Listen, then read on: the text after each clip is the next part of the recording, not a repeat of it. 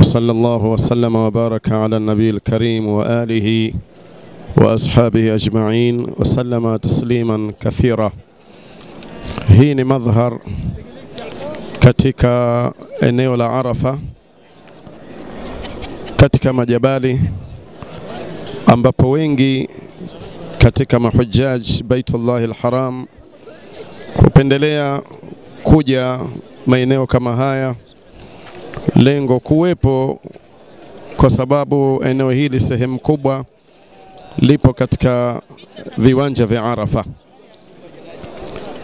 Tanbihi iliyokuwa muhimu tu kwa ndugu zetu katika iman,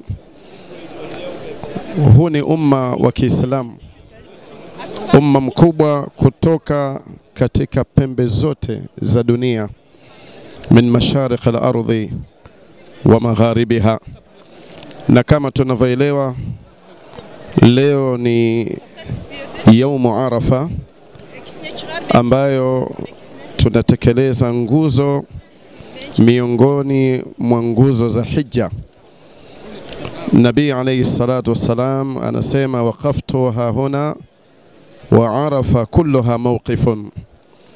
Mtume alihutubia kiwa katika Jabal Rahma kwamba nimesimama hapa na Arafa yote ni kisimamo.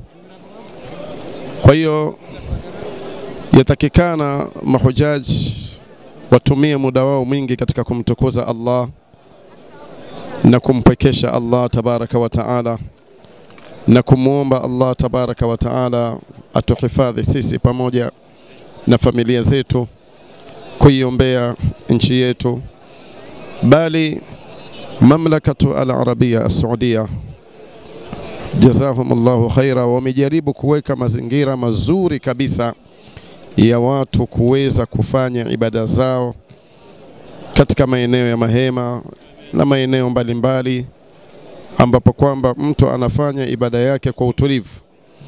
Na iliyo tanbihi, mtu anapoomba dua basi anatakikana aelekee qibla na wala asielekee katika majabali mbalimbali kama haya, lakini anatakiwa aelekee qibla. Tunamuomba Allah tabaraka wa taala atubarik na atuhifadhi na atukubalie ibada yetu, atukubalie hija yetu.